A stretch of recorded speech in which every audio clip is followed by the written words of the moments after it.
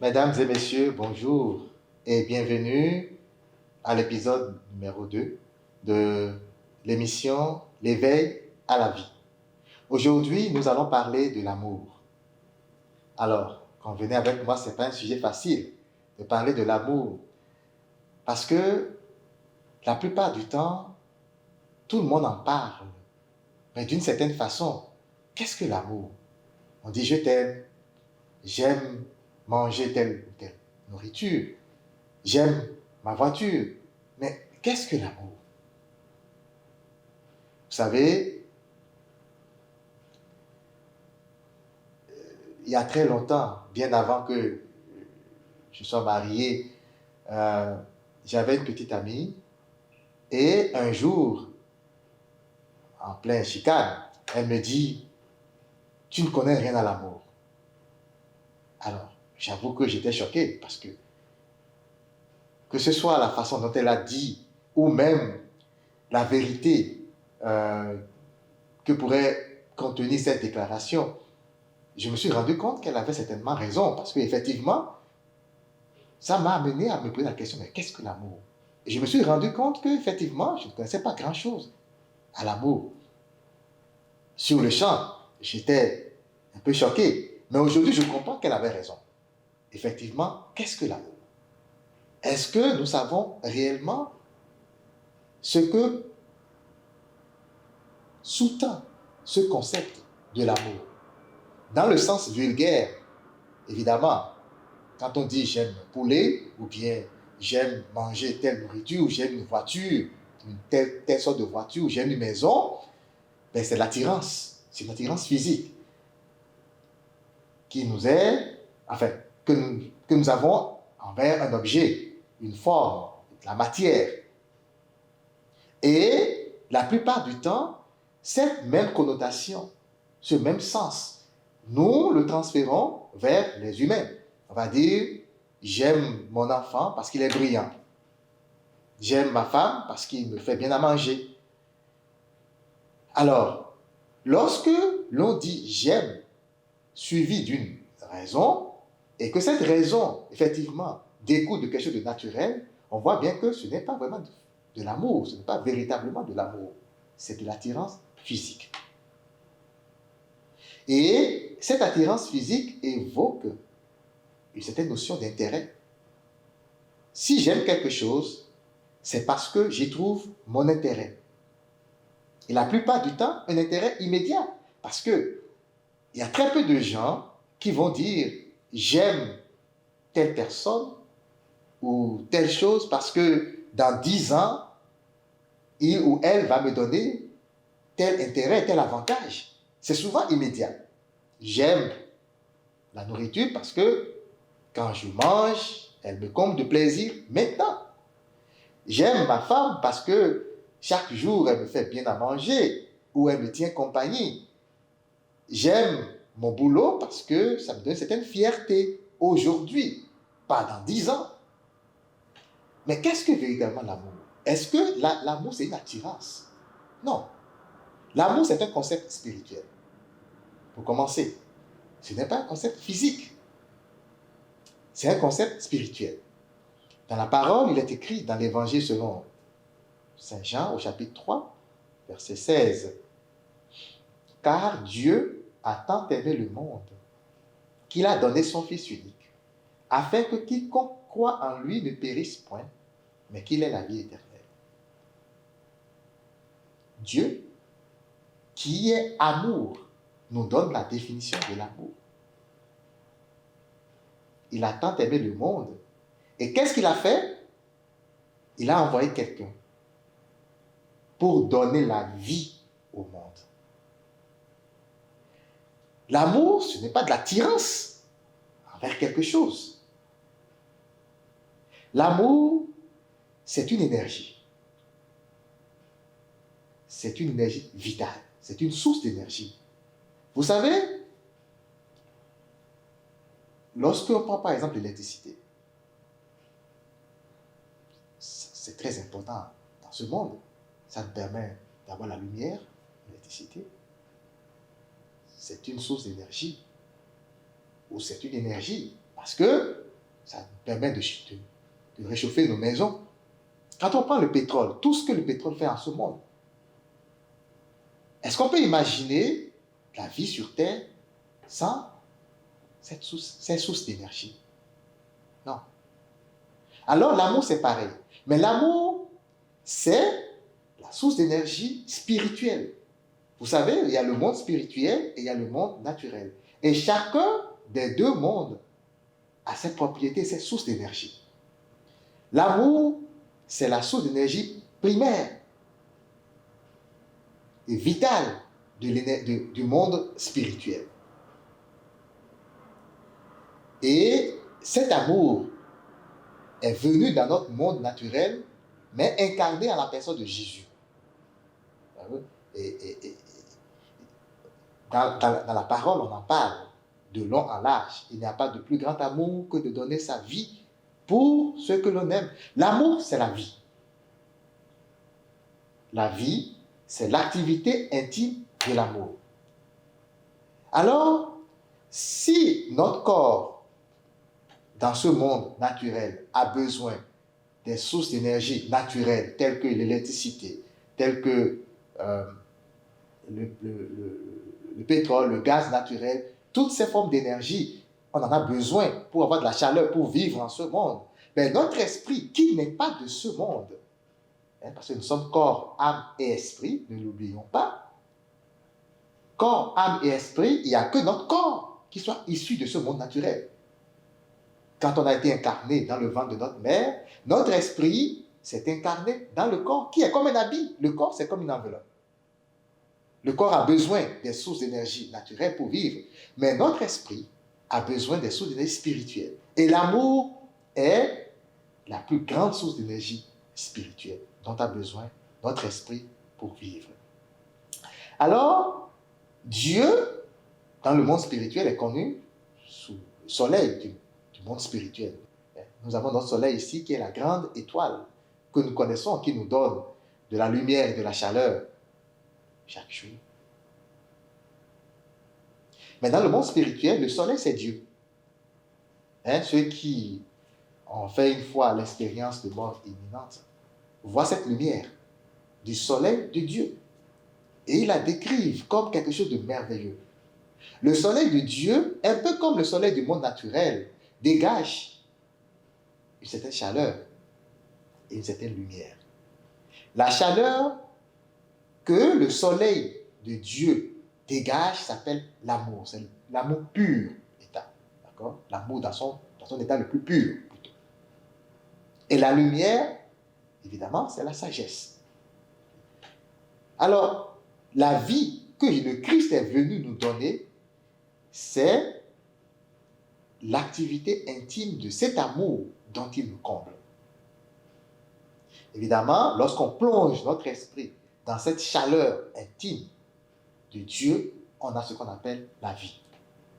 Et vous allez me dire, mais ça se manifeste comment? On parle d'activité de la chaleur de ce soleil spirituel. L'activité intime de l'amour qui vient de Dieu. C'est la paix du cœur.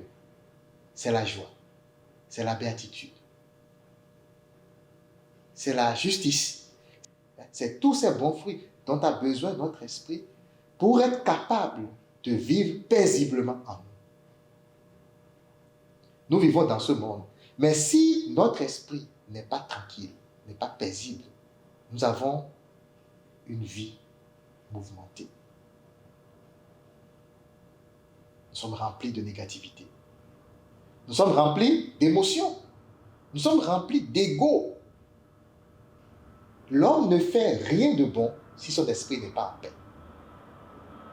Parce que alors, ce manque en lui, qui est l'amour, il va le chercher ailleurs, dans d'autres choses. Dans le pouvoir, dans l'argent, dans le sexe, dans d'autres maux.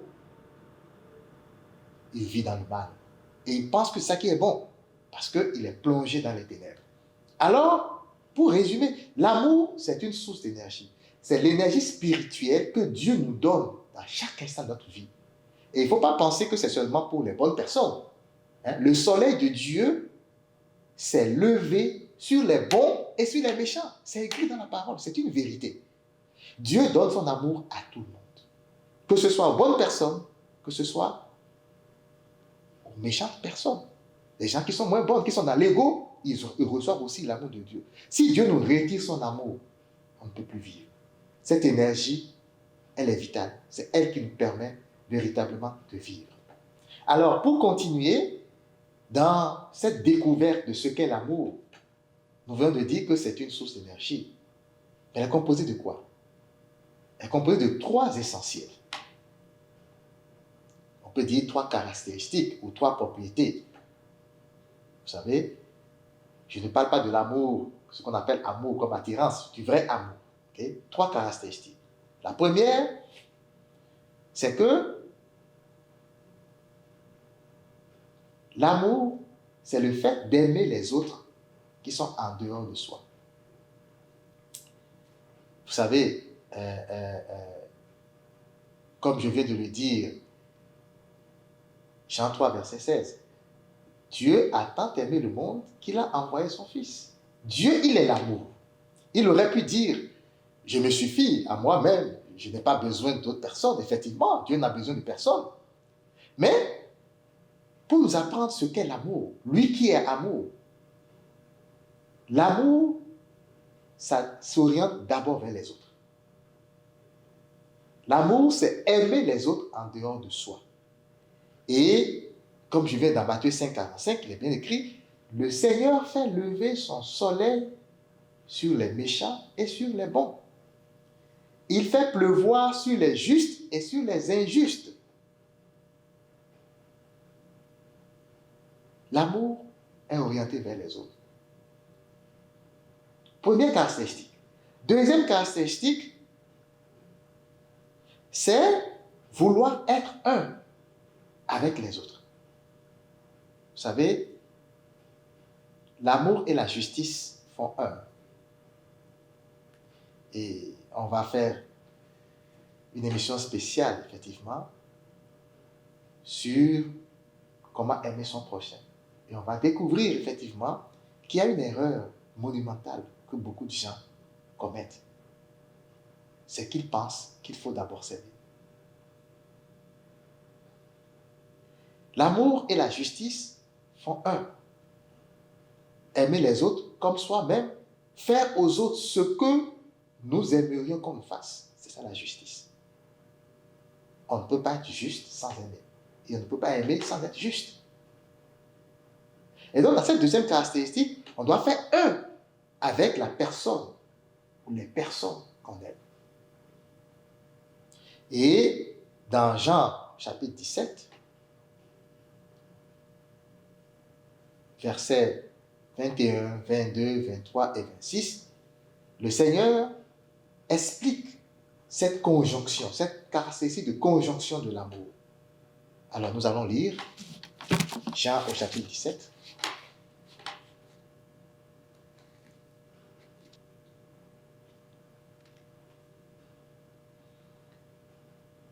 Jean au chapitre 17, verset 20. Je ne prie pas seulement pour eux, je prie aussi pour ceux qui, grâce à leur parole, croiront en moi. Que tous soient un comme toi, Père, tu es en moi, et que je suis en toi. Qu'ils soient en nous eux aussi, afin que le monde croie que tu m'as envoyé.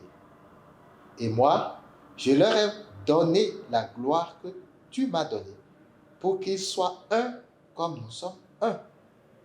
Moi en eux, comme toi en moi, pour qu'ils parviennent à l'unité parfaite, et qu'ainsi le monde puisse connaître que c'est toi qui m'as envoyé, et que tu les as aimés comme tu m'as aimé. Alors, chers frères et sœurs, la parole est très claire. Cette deuxième caractéristique de l'amour, c'est l'unité parfaite. Lorsque tu aimes quelqu'un, tu dois chercher à être un avec cette personne. Alors tu ne peux pas faire à cette personne ce que tu ne veux pas qu'elle te fasse. Si tu es un avec quelqu'un, comment tu voudras plutôt maltraiter cette personne? Comment tu ne voudrais pas que ce que tu es, que la personne aussi, est cela. Comment tu ne voudrais pas que la personne soit heureuse si toi tu es heureux? Aimer quelqu'un, c'est vouloir être un avec cette personne. C'est se sentir concerné par la vie de cette personne-là. Est-ce difficile d'appeler quelqu'un qui est dans les souffrances pour dire comment tu vas? Non, on ne peut rien le faire. Ça prend combien de minutes? C'est ça l'amour. La troisième caractéristique, le troisième essentiel de l'amour, c'est rendre heureux les autres par soi-même. Évidemment. Cette caractéristique primordiale est découle des autres. Dieu a envoyé son Fils Jésus-Christ pour que nous soyons heureux. Dieu n'a jamais voulu que nous souffrions. Jamais. Il nous a donné la vie éternelle. Et ce qu'on appelle la vie, c'est le bonheur, la joie, la paix, la béatitude même. C'est ça la vie. Dieu nous a donné la vie. Et parce que nous n'arrivions pas à rentrer dans cette vie qu'il nous a donnée, il nous a envoyé celui qui est amour. Parce que c'est l'amour qui donne la vie. On l'a vu. C'est l'amour qui donne la vie. Il nous a envoyé Jésus qui est l'amour même. Afin que nous ayons la vie. Jésus a dit, je suis venu pour que vous ayez la vie. Et la vie en abondance. Vous, mes brebis. Alors, à ceux qui reçoivent cet amour, Dieu, dans l'évangile selon Saint Jean chapitre 10, dit, je leur donne la vie. La troisième caractéristique de l'amour est très intéressante. Parce que si tu vois ton frère ou ta soeur en train de souffrir et que tu n'es pas capable de lui faire quelque chose, tu n'es pas capable de réfléchir avec lui, de lui trouver des solutions pour qu'il soit aussi heureux, c'est que tu n'aimes pas cette personne. Tu as beau lui envoyer de l'argent, ce n'est pas suffisant. Tu dois vouloir que la personne soit heureuse ou heureuse et faire quelque chose dans ce sens. Alors, trois caractéristiques de l'amour. Première caractéristique ou premier essentiel de l'amour, c'est qu'il est toujours orienté vers autrui. L'amour, le véritable amour, n'est jamais orienté vers soi. Toujours vers l'autre. Et Dieu qui est amour, nous a donné l'amour, qui est le Christ. Et cet amour est devant nous, ça s'étale devant nous. Tout le monde peut rentrer dans l'amour de Dieu, instamment. Tout le monde peut rentrer dans cet amour. Il suffit de le vouloir. Il est là, autour de nous et en nous. Deuxième caractéristique de l'amour, c'est de vouloir être un avec la personne ou les personnes qu'on aime. Se sentir concerné par la vie des autres. Ne pas rester dans son coin et dire, je suis isolé, je ne veux pas des problèmes, je suis en moi. Mais non. Aimer quelqu'un, ce n'est pas rester dans son coin. C'est de se déplacer pour aller vers l'affligé, vers l'opprimé, celui qui dort dans la rue. Faire quelque chose pour lui. C'est se déplacer pour aller vers les autres. Et vouloir être un, vouloir vivre leur vie. Et la dernière caractéristique de l'amour, la troisième, c'est de vouloir que les autres soient heureux. Si j'ai quelque chose, je donne à l'autre. La joie que j'ai dans mon cœur, je partage. Les biens matériels que j'ai, je les partage. Parce que, en dehors de l'amour, c'est mort tout ça. La seule vie, c'est l'amour. Ce n'est pas la voiture que j'ai, ce n'est pas la maison que j'ai, ce n'est pas l'argent que j'ai. Tout ça ne sert à rien si je n'aime pas. Saint Paul l'a dit. J'aurais beau parler toutes les langues du monde, j'aurais beau être qui je veux. Si je n'ai pas l'amour, c'est zéro. Ça ne sert à rien. Avoir l'amour, c'est vouloir que les autres soient heureux. Alors, vous pourriez bien demander, avoir l'amour, c'est vouloir que les autres soient heureux. Mais pourquoi voudrais-je aimer les autres? De toute façon, moi, je vais être heureux aussi. Et je veux aussi que les gens m'aiment. Pourquoi est-ce que moi, je voudrais aimer les autres? Il faut aussi savoir quelque chose. Avant d'aimer quelqu'un, il faut se sentir bien. Si tu te sens mal, c'est très difficile d'aimer quand on se sent mal.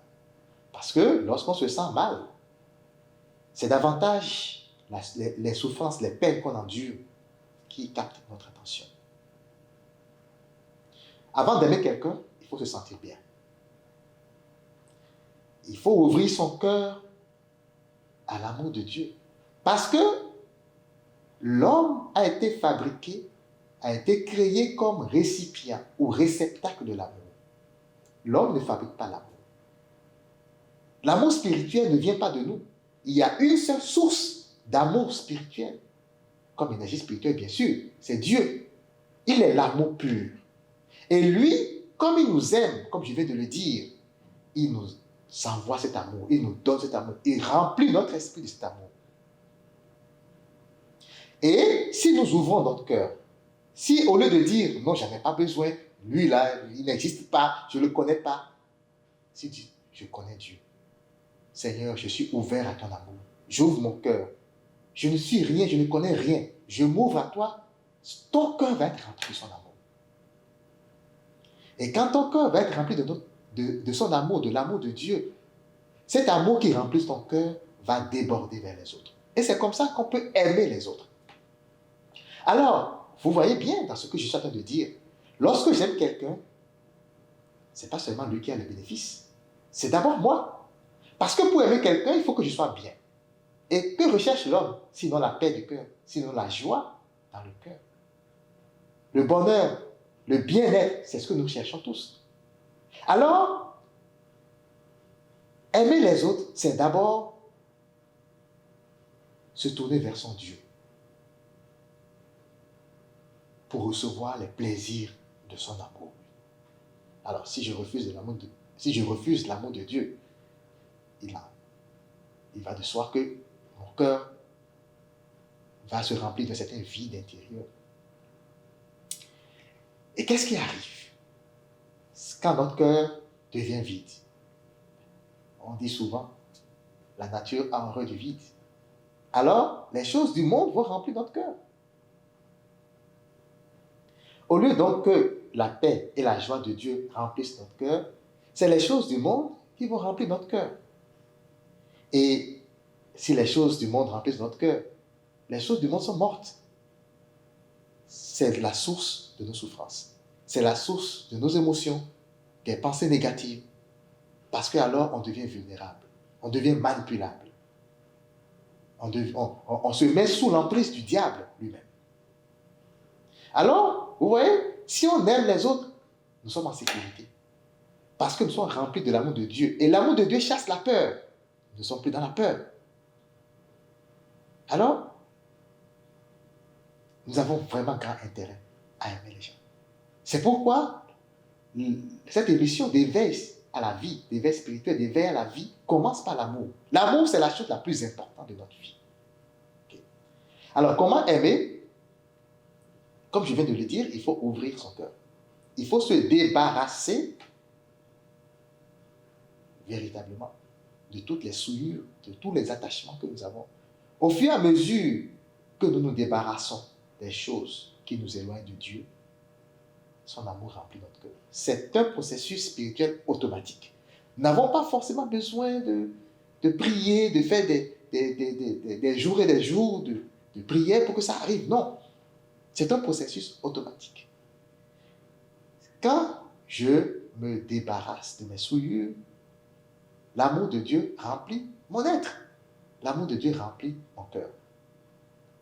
Alors, pour résumer tout cela, ce qu'il faut garder, l'amour, c'est l'énergie de la vie que Dieu nous donne et qui fait que nous puissions vivre. Nous allons voir dans une émission séparée ce qu'est la vie. D'accord? Et aimer quelqu'un, c'est tout d'abord se mettre à son service.